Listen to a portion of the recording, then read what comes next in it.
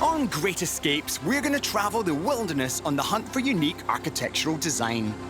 I'm Colin McAllister. And I'm Justin Ryan. We're designers and have travelled the globe renovating houses and adding our own unique flair to other people's homes. Now, we love the great outdoors and the idea of embracing the wilderness into your home. And in fact, just how far people will go to achieve precisely that.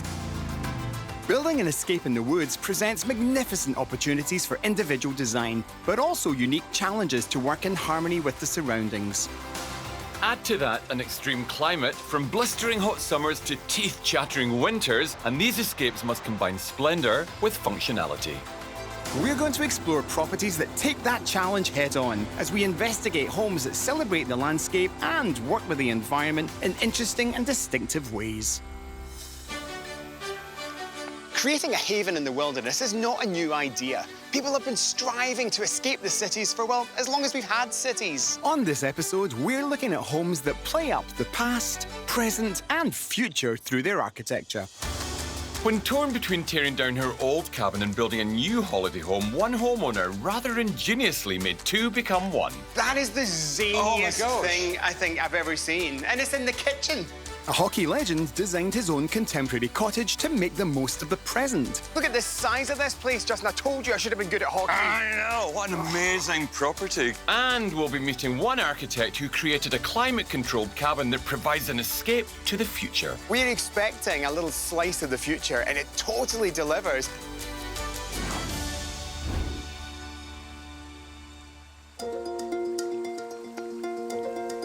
Now, the most popular type of home that we see along lakefronts such as these is the traditional log cabin, a design of home favoured way back when since the early settlers. And the next house we're visiting is actually a 40-year-old log cabin, which, let's face it, it's not exactly unusual in these parts. However, our homeowner has found a particularly unusual way of preserving it. Let's take a peek.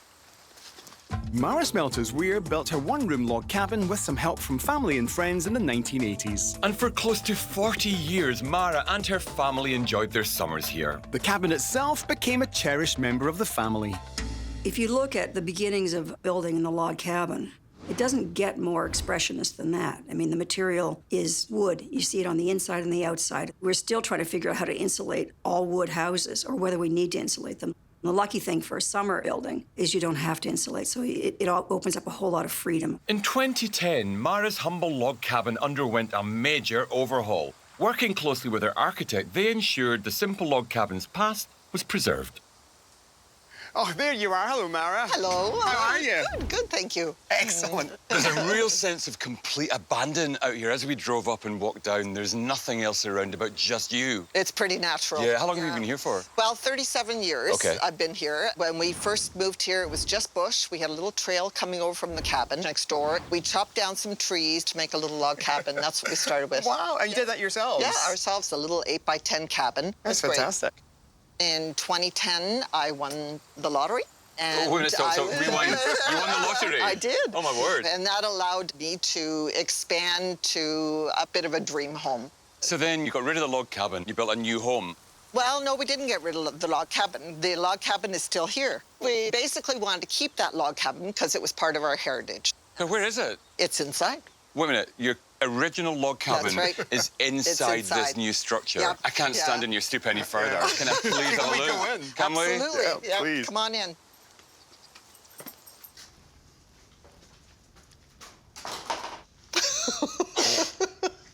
There's a house. It is a house. That is the zaniest gosh. thing I think I've ever seen. You first see the kitchen, and then you think, wow, this girl can Yeah. bake, because there is the biggest gingerbread house I've ever seen in my entire life. When you told us outside that you actually had an entire house built round an original cabin, I don't think in my wildest dreams it was going to be a literal translation of what you just said.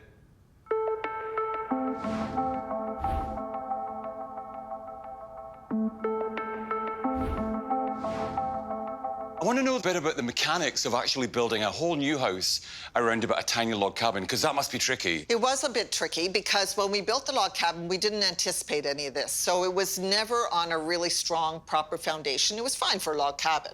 But what we had to do was put straps around the whole thing, and a crane came and lifted the whole thing off, put it over there on the driveway. A whole proper foundation was built underneath this, and then they have to lift it back on, kind of thing.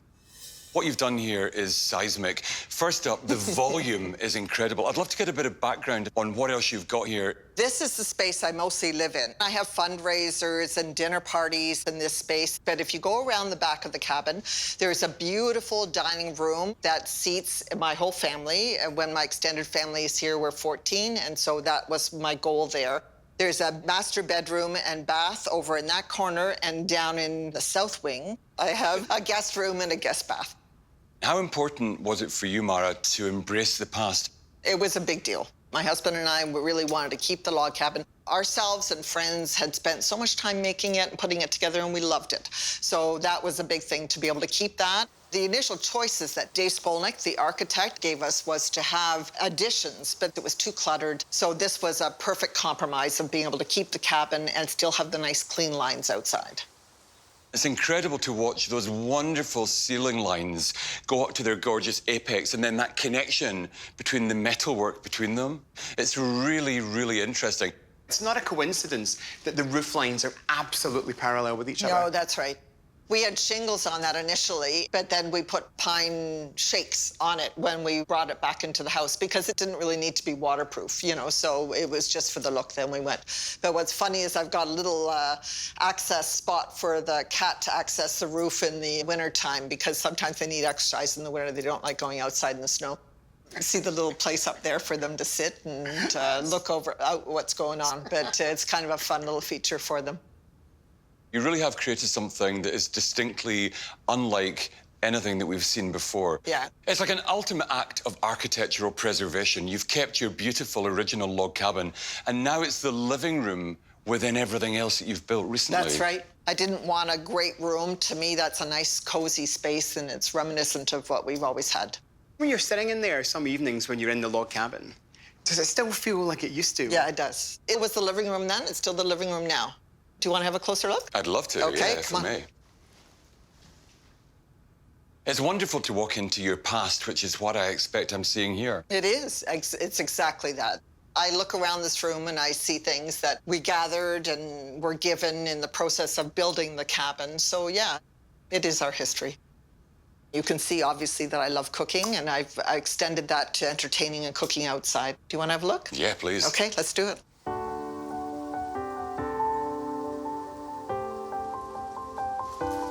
You know, in this kind of existence, the outdoors is as important as the inside, isn't it? Absolutely, absolutely. And I wanted very much a space that I could entertain and cook outdoors, because I love cooking outside. This is kind of like barbecue heaven. Yeah, it is. I'm prepared for all circumstances here. We see a lot of really interesting homes, and every so often something resonates extra, and that's what we see in there, a real heartbeat. I want to take you back to the day that you built that tiny little cabin. Could you ever have imagined, 37 years ago, that your life would have changed so enormously, and you'd have all of this going on? You know what? Honestly, I had most of this before I had the money. I've always had a good outdoor cooking space. I've always loved entertaining. I've always had fundraisers, you know, so I've always done that with or without the money. I've enjoyed it. There's things that are a little bit different here. I have a little more space to work with. It looks a little bit neater than what I had before, but cooking for people is a sign of love. You're giving to your guest, and you're doing something special for them. So it's about love to me. You often hear stories about people who win and then just lose their way in life. It's almost like the win for you was an opportunity to market even more clearly everything that you already stood for and allow your friends to come with you on the journey. And that's a really generous way to do something. I think it very much was that. It was a process that's been shared by my family and friends, for sure. And that is priceless. It is priceless. There are some homes that shoot you through the heart like an arrow. There's so much heart and soul in that space. She has so majestically wrapped up her original cabin in the framework of a brand new building. The old and the new just play so beautifully together. Lottery winners' houses are extreme, but this is a different kind of extreme. It must be amazing to do that, to really hold on so tightly to everything that you used to stand for and then just reinvent it for everything that you've become.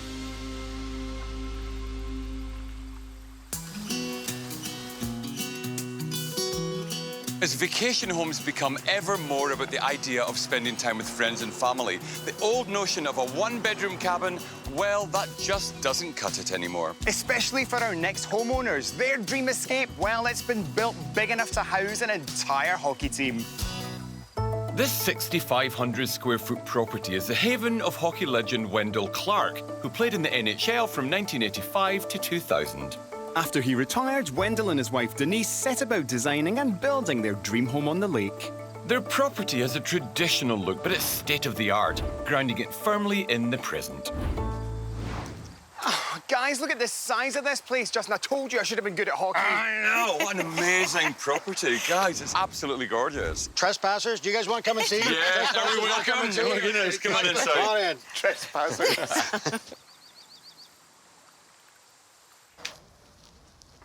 Oh, wow.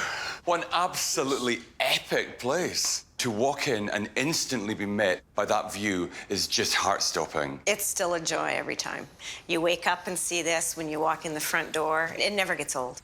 Well, it's certainly a sizable house. How many square feet in total? It's about 6,500. There's 5 bedrooms in the main house. The boathouse has a bedroom. And then there's 3 bunkies with a few bedrooms each. 3 bunkies? Yes. It's like a resort, this. What was actually on this site before? Was it a house here? It was actually a mini resort. Probably in our day, you'd call it a bed and breakfast. There was a white 2-story farmhouse with 6 bunkies, 3 of which we have kept and just updated them. I think when we first seen the property, we liked the bunkies because as there gets to be more family and grandkids, we can be together but not on top of each other. So it's not a bed and breakfast anymore here. You know, it's totally transformed. How long did this actually take? The main part took about 12, 14 months to do the bunkies and the initial landscape. And then we did the boathouse 3 years later and finished it in a year as well. There was a bed and breakfast rental spot, and now we use it as our home, but I'll run charity/corporate events here where bring 8, 12 people in, golf, fish, and stay and entertain. Just utilize the property. My favourite part is that big coursing A-frame architectural line with those big structural joists. I imagine at some point you worked with an architect, perhaps, to help you hone those ideas. Is that the case? Yeah, we kind of gave him all of our ideas, what we wanted, our likes and dislikes. We did a lot of the floor plans, and he has great roof lines. All his projects, his homes, always had great roof lines. Looks as good from the outside as it does on the inside.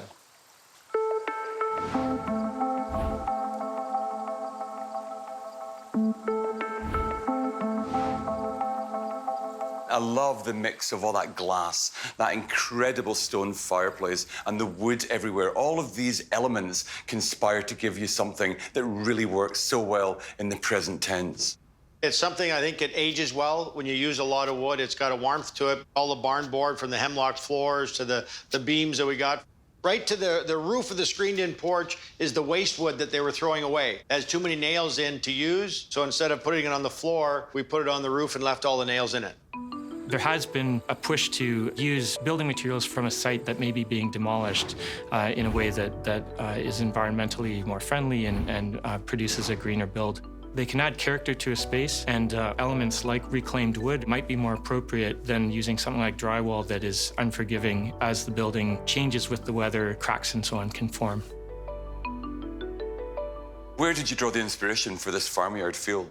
You know, it's kind of our roots. We used to live on a farm, so we just continued that theme up here. And it just merged together because suddenly you're obviously not in the farm, you're right on water. With a house as beautiful as this, is there a tendency for guests to overstay their welcome? Well, we just move them out to the bunkies. They all sleep 1 to 2 to 3 people at a time, so put the guests in a bunkie. They can come and go as they please, and as the kids get older and have their families or their buddies, they're out there. They live much different hours now than I do, so it's great having that space and the places that are outside the main. But essentially, you can also all congregate inside this fantastic open concept partition of your home. So it's the best of both worlds. What's that building there? Is that a boathouse? It is. Can we have a look? Come on down, we'll show you.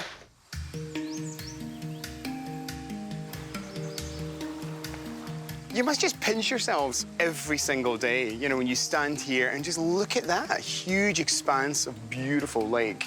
No, it's awesome. This is the best spot. And you guys got a tough day. There's the odd cloud out there. Usually we'll get that removed. Yes, exactly. Who do we call, Wendel? We gotta get that cloud removed. Fantastic. This is, 60 days in July and August. This is usually what it's like.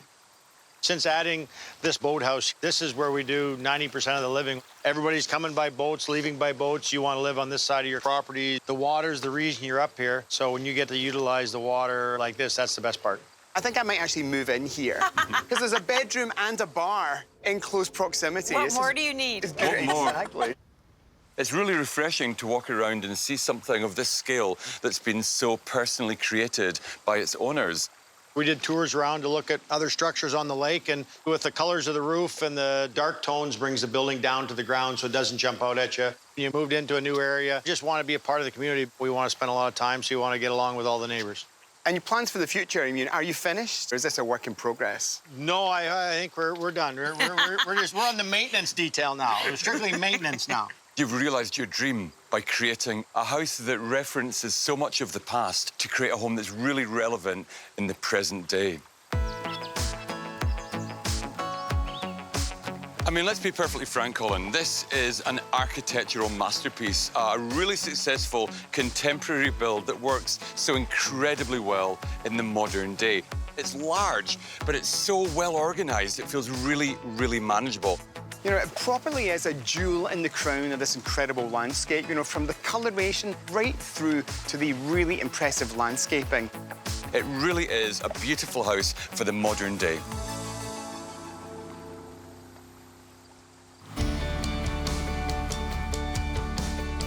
Our next homeowner has created her own vision of the future in the design of her impressive escape from the city. A design ethos that harnesses passive solar power, therefore having minimal impact on the environment. And I am desperate for a look inside. Architect Vanessa Fong built her family's cabin with a very clear vision that disrupted traditional notions of what residential space should be. Forward-thinking in design, materials and sustainable architecture, Vanessa's cabin is the dream escape of the future. Hey, Vanessa. Hey! Hey, how you guys doing? Good, really good. Good, Vanessa welcome. and friends. But yeah. Got my buddies here. You know, we're expecting a little slice of the future, and it totally delivers. It's got great lines. It kind of looks like a small regional airport. Yeah, we got the big landing here. When you were planning this place, obviously that was your big kind of kick-off point, wasn't it? Yeah. What was the logic, though, that made you decide this is how I'm going to create my home? There was a lot of studying the landscape, studying the sun and the location of the sun in the different times of the year. We really wanted the land to help shape this building as well, hence the stepped down lower deck following the line of the bedrock. And then we also stepped the roof lines up to allow the eastern light into the cabin. So the sun and the landscape really helped influence the major design moves.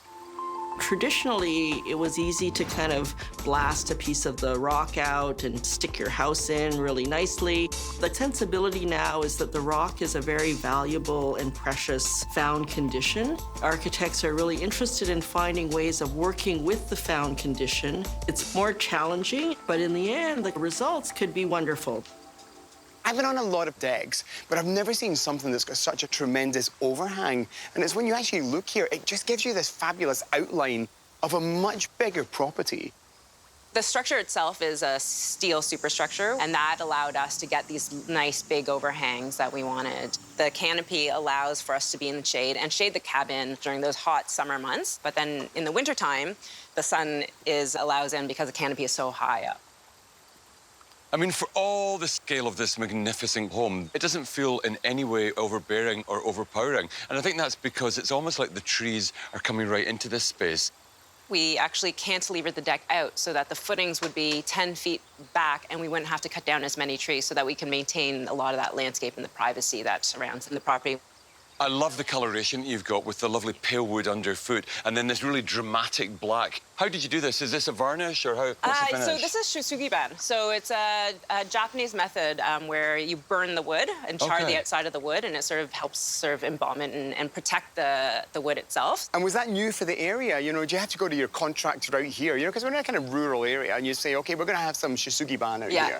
So ironically, there is a mill worker just 20 minutes from here who had sort of refined the process of making shisugiban. So we clad the entire cabin out of it.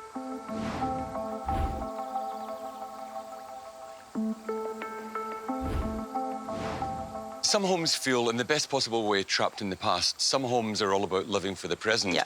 But then you find a home like this that, to me, feels like it's a dream home for the future. I'd love to see inside, Vanessa, because out here is just gorgeous, but I feel so tempted. Yeah, definitely. Let's go in.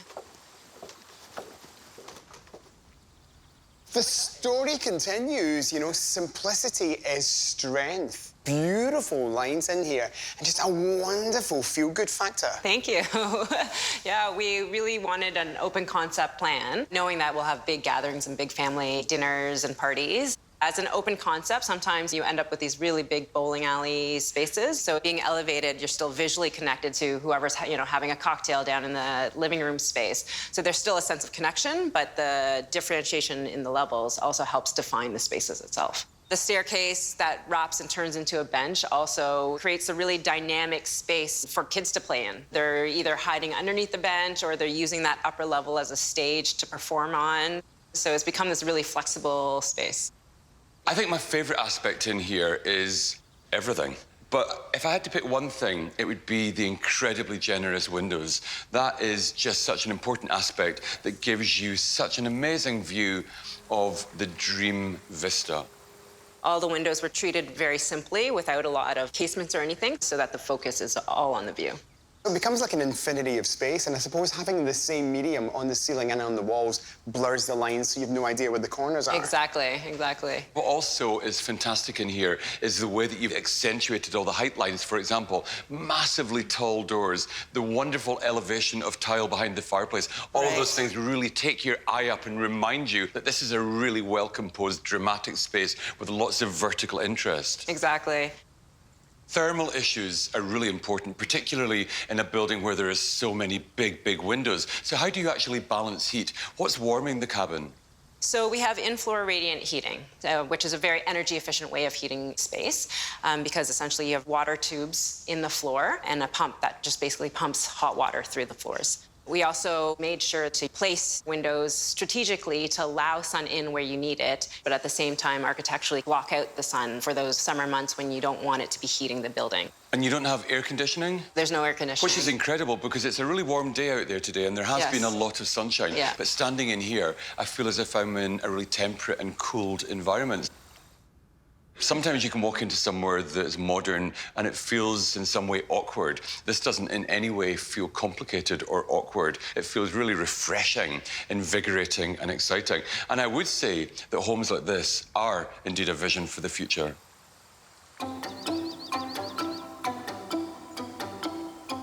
I don't know about you, Justin, but I am ready to teleport into the future as long as it's designed by Vanessa. I'll join you on that journey, Colin, because clearly she is an absolute master of all things modern contemporary architecture. She talks about her home in such a relaxed, humble way and then delivers this. This is a really future-forward property, very family-friendly, very user-friendly, and it creates a really great space to be.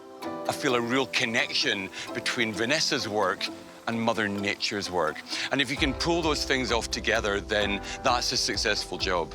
There are some homes that offer you the opportunity to escape the city, and there are some homes that offer you the opportunity to escape the present. This is time travel.